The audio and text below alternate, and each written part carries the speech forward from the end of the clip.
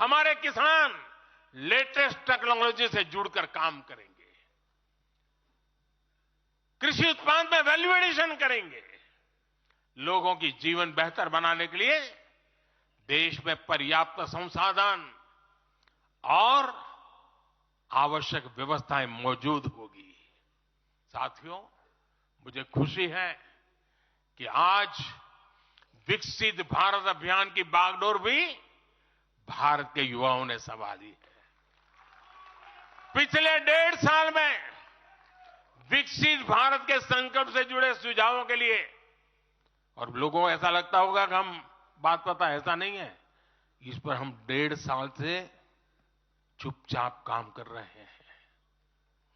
सरकार की मशीनरी को लगाया है और आपको जानकर के खुशी होगी, अब तक 15 लाख लोगों से ज्यादा लोगों ने विकसित भारत कैसा हो, रोडमैप कैसा हो, इनिशिएटिव कैसे हो, नीतियां कैसी हो, इसमें विचार विमर्श हुआ है। लोगों ने अपने आइडियाज दिए हैं और आपको जानकर के और खुशी होगी, इन 15 लाख में से आधे से ज्यादा वो लोग हैं जिनकी उम्र 35 से कम है। पूरी युवा सोच के साथ हम आगे बढ़ रहे हैं। इन लाखों युवाओं ने विकसित भारत का रोड मैप सुझाया है। साथियों, युवा ऊर्जा से भरा हुआ भारत आज अपने लिए बड़े लक्ष्य तय कर रहा है और जो लक्ष्य तय करता है अपनी आंखों के सामने उसे प्राप्त भी करता है। हम 2029 में 2029 में भारत में यूथ ओलंपिक के लिए तैयारी कर रहे हैं। हम 2036 में भारत ओलंपिक खेलों की मेजबानी करें, इसके लिए काम कर रहे हैं। हम 2030 तक हमारी रेलवे को नेट जीरो टारगेट पर ला करके कार्बन मुक्त करने की दिशा में काम कर रहे हैं। हम 2030 के बजाय अपनी टारगेट डेट से 5 साल पहले ही पेट्रोल में 20% इथेनॉल ब्लेंडिंग का लक्ष्य भी हासिल कर लेंगे। भारत 2070 तक नेट जीरो के लक्ष्य को हासिल करने के लिए भी नीतियां बना रहा है। इसका अर्थ है कि आने वाले समय में हमारे देश में अनगिनत ग्रीन जॉब्स बनेगी। साथियों, विकसित भारत वो नहीं होगा जिसका भविष्य भाग्य के भरोसे हो। इसलिए दूसरे देशों पर भारत की निर्भरता को हम तेजी से कम कर रहे हैं। इसलिए हम देश के लिए बड़े लक्ष्य बना रहे हैं और उनके लिए योजनाबद्ध तरीके से काम भी कर रहे हैं। भविष्य में हम एक ऐसा भारत देखेंगे जिससे लाखों करोड़ रुपए का खाद्य तेल बाहर से लाने की जरूरत नहीं होगी। हमारे पाम ऑयल मिशन की मदद से हमारे किसान इतने सशक्त हो जाएंगे कि वो देश के पैसों की बचत कर सके। बीते कुछ वर्षों में दलहन, तिलहन और श्री अन्न के लिए विशेष नीतियां बनाई है, जिससे छोटे छोटे किसानों को मदद हो रही है। भविष्य में भी हमारे किसानों को इनसे और लाभ मिलेगा। किसानों के भविष्य को सुरक्षित करने के लिए हमने देश के कोने कोने में अमृत सरोवर अभियान भी शुरू किया। आजादी का अमृत महोत्सव, हम बहुत कुछ कर सकते थे। हम दिल्ली के अंदर कोई एक बड़ा ताबूत खड़ा कर देके नाम लिखवा सकते थे कि आजादी के अमृत काल में मोदी जी ये बना के गए। हमने आजादी के अमृत वर्ष को जन आंदोलन बनाया और काम क्या किया?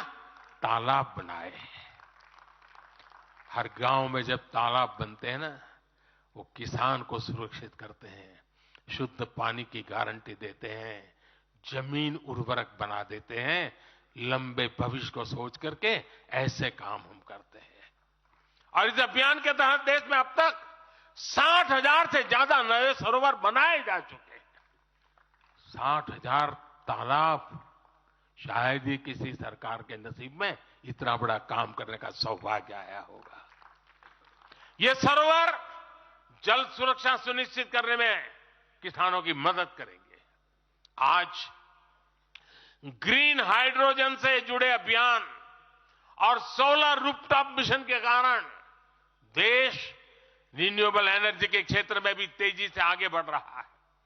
बहुत जल्द भारत दुनिया का सेमीकंडक्टर हब बनेगा और इससे पूरी दुनिया में नई कंप्यूटिंग रिवॉल्यूशन को भी भारत गति देने का निमित्त बनने वाला है।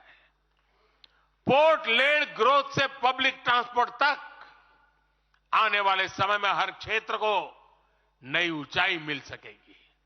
साथियों, भाजपा आज देश का एकमात्र दल है जो एक भारत श्रेष्ठ भारत की भावना के प्रति इतना आग्रही भी है और इतना समर्पित भी है।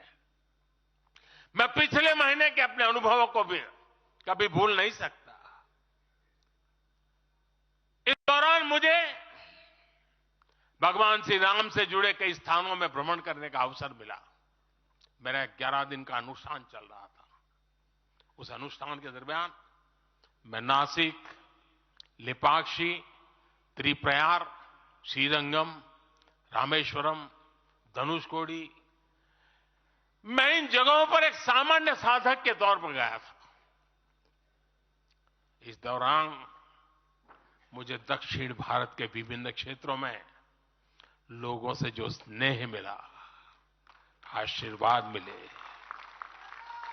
मैं उसका शब्दों में बयान नहीं कर सकता और पॉलिटिकल पंडितों के पैरामीटर में कभी आ भी नहीं सकता है जी। जब मैं सड़कों से गुजर रहा था, लोग अपने वचन से, अपने भावों से मुझ पर अपना आशीर्वाद बरसा रहे थे। इस दौरान मुझे कंब रामायण का पाठ सुनने का अवसर मिला।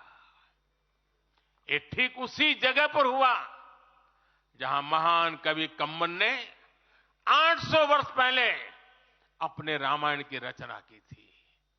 आप कल्पना कर सकते हैं उसी स्थान पर बैठ करके जब मैं कंब रामायण सुन रहा था, उस भाव विश्व को मैं ही अनुभव कर सकता हूं। एक ऐसा अद्भुत क्षण था जिसमें एक भारत श्रेष्ठ भारत की भावना पूरी तरह समाहित थी। मुझे विश्वास है कि आप सभी ने भी कम अधिक मात्रा में इसे महसूस किया होगा। हम हमेशा विभिन्न तरीके से देशवासियों को करीब लाने का निरंतर प्रयास करते हैं। एकता के सूत्र में बांधने के लिए हमारी कोशिश रहती है। चाहे संयुक्त राष्ट्र में पहली बार जाकर के कोई तमिल में बोलता है, जगत गुरु बसवेश्वरा का संदेश दूर दूर तक पहुंचाने के लिए हम लेके जाते हैं। काशी